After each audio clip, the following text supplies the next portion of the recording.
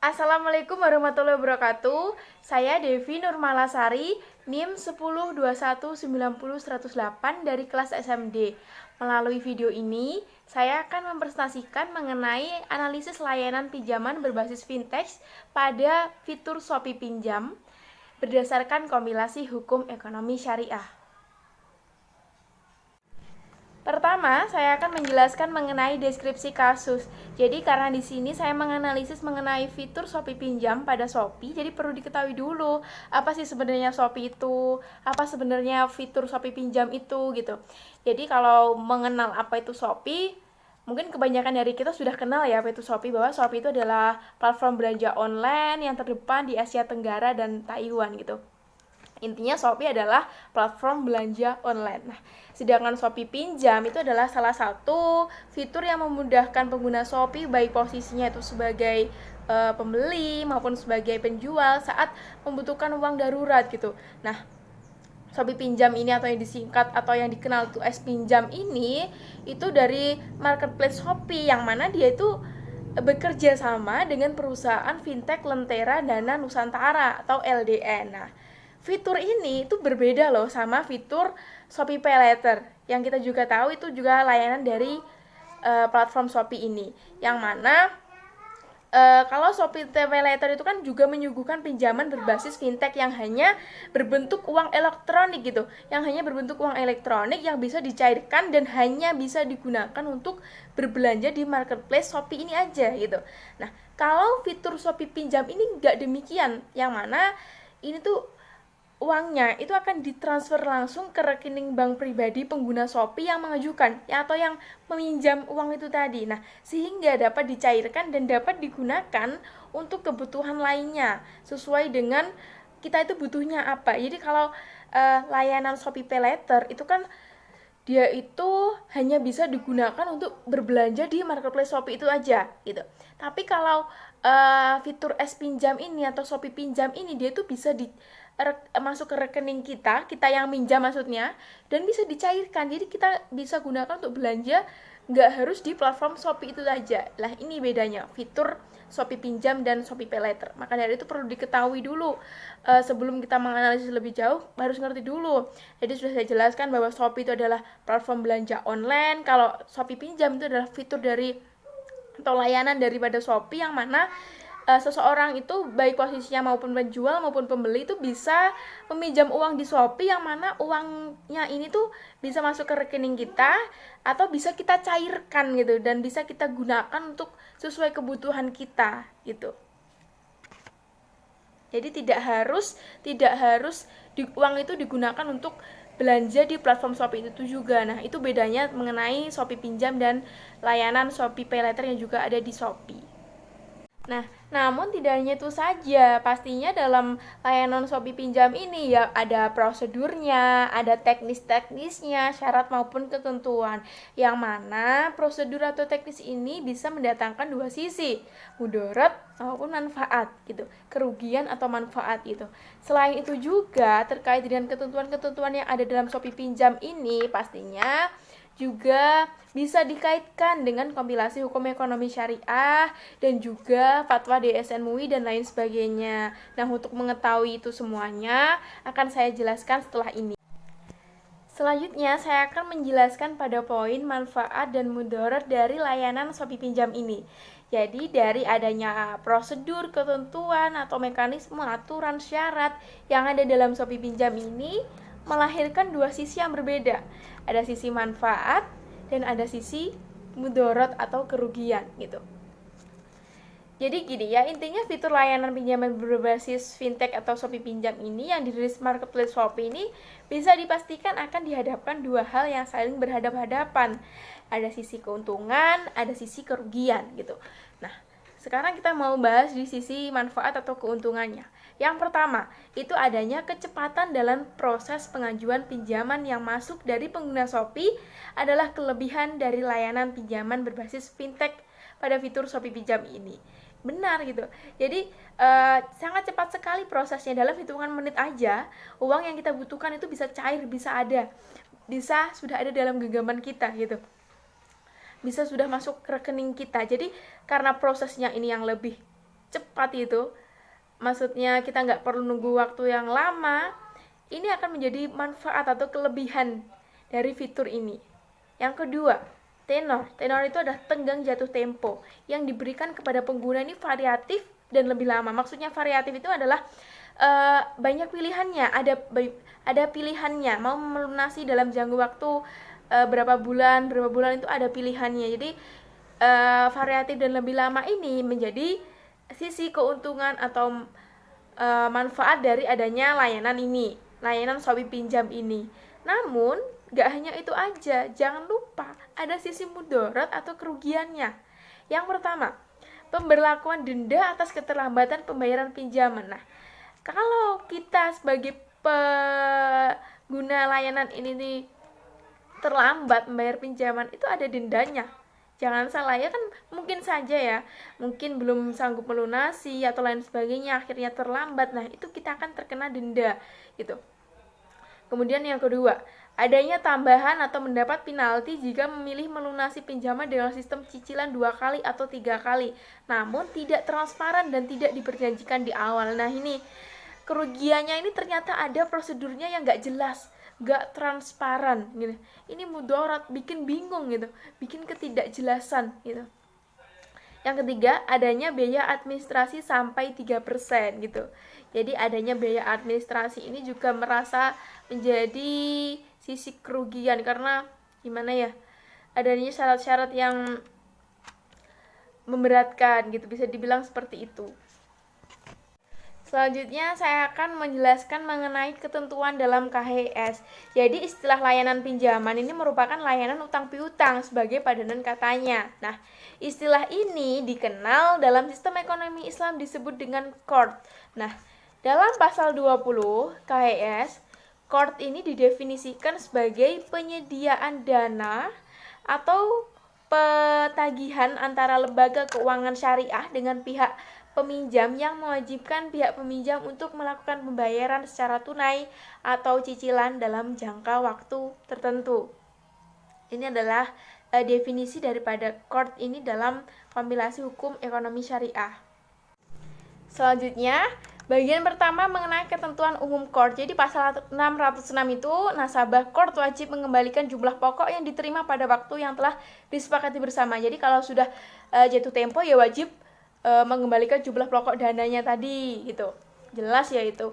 Kalau pasal 607 itu biaya administrasi qard dapat dibebankan kepada nasabah. Jadi adanya biaya administrasi itu dapat dibebankan kepada nasabah atau yang meminjam itu tadi. Kemudian di pasal 608, pemberi pinjaman qard dapat meminta jaminan kepada nasabah apabila dipandang perlu. Jadi bisa meminta jaminan gitu. Jaminan sebagai atas utang piutang yang dilakukan itu tadi gitu. Kemudian di pasal 609 dijelaskan bahwa nasabah dapat memberikan tambahan atau sumbangan dengan sukarela kepada pemberi pinjaman selama tidak diperjanjikan dalam transaksi gitu. Jadi boleh memberikan tambahan atau sumbangan, tapi syaratnya ini jangan diperjanjikan pada saat dalam transaksi gitu, nggak boleh diperjanjikan karena ini sifatnya sukarela, nggak ada dasar perjanjian gitu. Lanjutnya di pasal 610 itu dijelaskan apabila nasabah tidak dapat mengembalikan sebagian atau seluruh kewajibannya pada saat yang telah disepakati dan pemberi pinjaman atau lembaga keuangan syariah telah memastikan ketidakmampuannya, dijelaskan gitu apa nggak mampuannya itu sudah dipastikan. Nah, maka pemberi pinjaman ini dapat 1. memperpanjang jangka waktu pengembalian atau menghapus atau write off sebagian atau seluruh kewajibannya. Jadi, tapi hal ini dilakukan itu kalau sudah memang dipastikan dulu ketidakmampuannya. Yang memastikan siapa ya? Yang pemberi pinjaman atau lembaga keuangan syariah itu tadi yang memastikannya gitu. Kemudian di bagian kedua, sumber dana qard pasal 611 bahwa sumber dana qard itu berasal dari 1. bagian modal lembaga keuangan syariah, 2.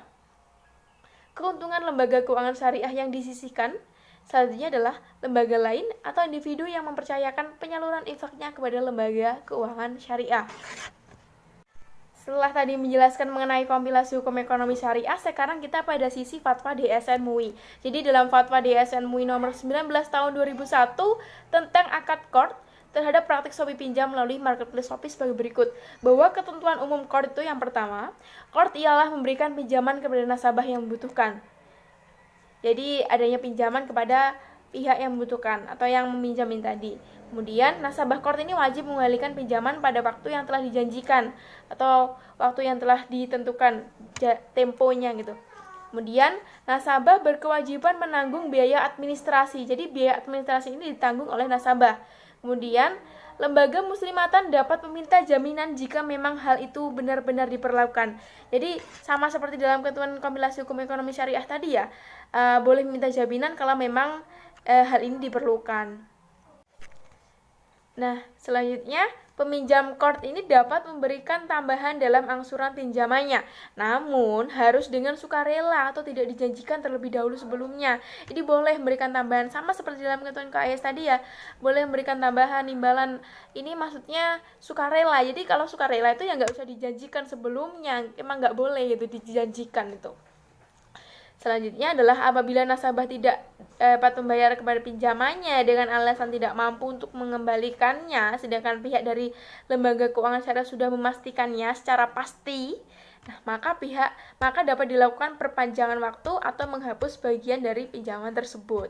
Tapi harus diketahui dulu alasan nggak mampunya ini memang sudah diketahui pasti, baru bisa melakukan perpanjangan waktu atau menghapus sebagian dari pinjaman tersebut. Begitu. Tidak hanya itu saja, dalam fatwa DSN MUI mengenai qard ini juga dijelaskan mengenai sanksi. Jadi, pertama, jika nasabah tidak mengembalikan pinjamannya sesuai jatuh tempo, maka lembaga keuangan syariah dapat menjatuhkan sanksi pada nasabah tersebut. Selanjutnya, apabila ada barang jaminan, maka sesuai dengan poin 1 di atas, maka lembaga keuangan syariah memiliki kebebasan menjualnya terhadap barang jaminan nasabah tersebut.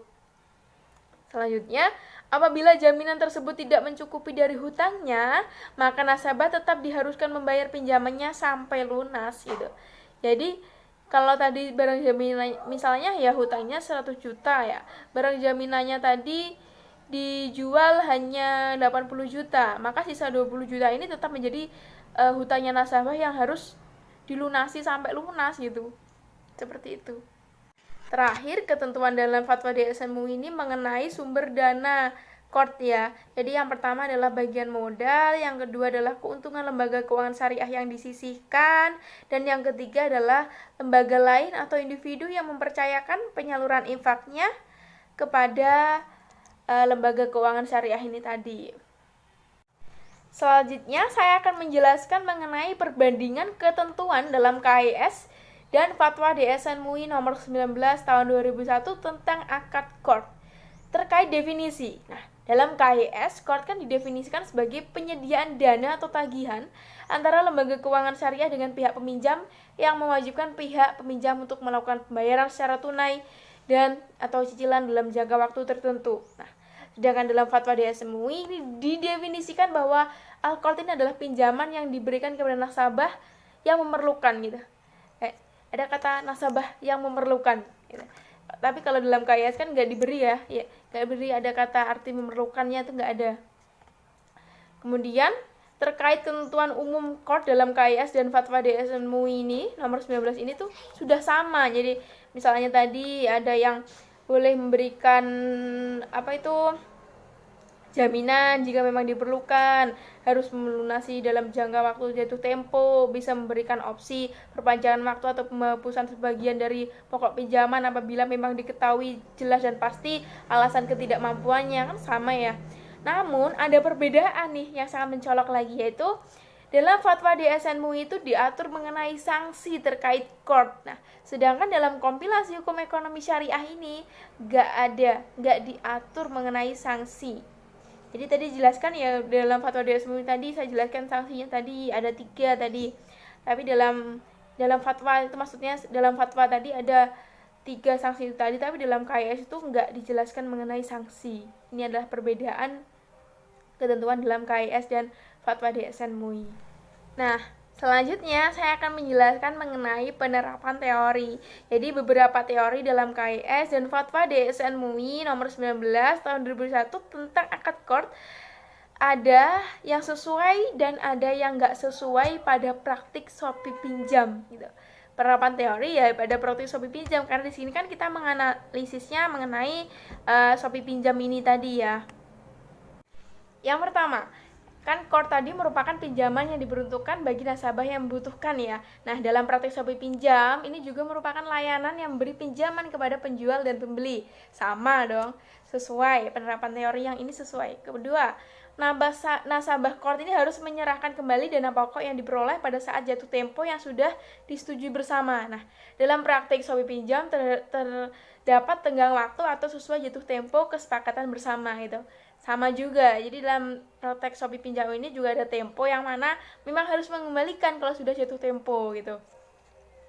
Selanjutnya masih dalam penerapan teori. Jadi di sini ada teori bahwa biaya administrasi dibebankan kepada nasabah. Nah, pada prakteknya atau pada praktek Shopee pinjam ini memang ada pemotongan di awal saat pengembalian uang ini sebagai biaya admin sebesar 1% dari jumlah pinjaman. Jadi memang ada administrasi yang dibebankan kepada nasabah, begitupun praktek pada Shopee pinjam ini. Kemudian LKS ini boleh menuntut jaminan pada nasabah jika dirasa perlu. Nah, pada praktek Shopee pinjam ini memang terdapat jaminan berupa data diri yang langsung terhubung kepada otoritas jasa keuangan. Jadi memang dibutuhkan jaminan juga, dan dalam prakteknya di sini ada jaminan berupa data diri dari peminjam uang tersebut atau pengguna layanan Shopee pinjam itu tadi. Nah, kemudian masih pada penerapan teori yang bagian akhir ini, yaitu bahwa ini nih yang paling penting nih, karena di sini ada kontrasnya. Nasabah qard ini boleh menyerahkan tambahan dana atau sumbangan secara sukarela pada LKS, asalkan tidak dipersyaratkan saat akad. Nah, namun dalam praktek Shopee pinjam ini terdapat tambahan yang tidak sebagai tambahan dana atau sumbangan, gak sukarela gitu, namun ditentukan oleh pihak Shopee pinjam tanpa diketahui oleh nasabah terkait perhitungan tambahan setiap bulan tersebut. Jadi ini tuh dipersyaratkan atau ditentukan oleh pihak Shopee bahkan tanpa diketahui oleh nasabah terkait. Jadi ini tuh sudah bukan tambahan dana secara sukarela atau sumbangan, itu bukan, karena sudah disyaratkan. Bahkan penyaratannya ini nggak jelas gitu, tanpa diketahui. Jadi di sini ada unsur ketidakjelasan, ada unsur yang tidak sesuai dengan teori juga, bahwa ini tuh tambahan dana yang bukan merupakan sumbangan atau sukarela karena memang disyaratkan dari pihak Shopee. Maka di sini penerapan teorinya dalam praktek Shopee pinjam ini nggak sesuai gitu pada teori yang ada. Kemudian dijelaskan bahwa apabila nasabah tidak bisa melunasi seluruh ataupun sebagian pinjamannya pada jatuh tempo yang sudah disetujui dan LKS sudah memastikan ketidakmampuannya, LKS ini dapat memberikan perpanjangan waktu pelunasan atau melakukan penghapusan atau write off seluruh atau sebagian pinjaman. Nah, namun dalam praktek Shopee pinjam ini ketentuan tersebut tidak berlaku. Nah, dikarenakan terdapat denda pada pembayaran yang melewati jatuh tempo. Jadi sebenarnya teorinya ini kalau memang dia nggak bisa membayar atau pada jatuh tempo namun sudah diketahui alasannya secara pasti, maka ada dua kebijakan. Yang pertama adalah melakukan perpanjangan waktu, dan yang kedua adalah penghapusan atau write off. Namun dalam praktek teori ini dalam Shopee pinjam ini nggak demikian, yang mana malah menerapkan adanya denda gitu. Sehingga di sini kan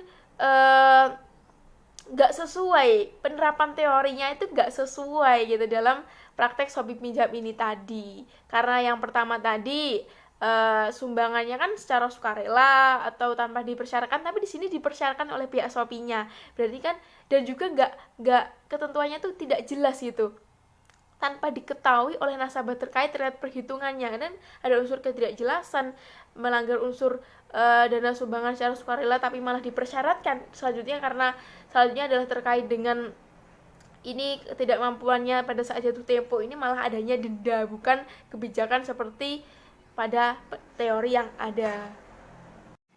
Kemudian Kesimpulannya adalah ditinjau dari kompilasi hukum ekonomi syariah maupun fatwa Dewan Syariah Nasional atau DSN MUI bahwa praktik layanan pinjaman berbasis fintech pada fitur Shopee Pinjam ini tidak dibenarkan hanya karena para pengguna sama-sama setuju. Karena dalam operasionalnya menerapkan sistem bunga yang dilarang dalam Islam. Demikianlah presentasi dari saya, kurang lebihnya saya mohon maaf. Semoga apa yang saya sampaikan ini dapat bermanfaat. Wassalamualaikum warahmatullahi wabarakatuh.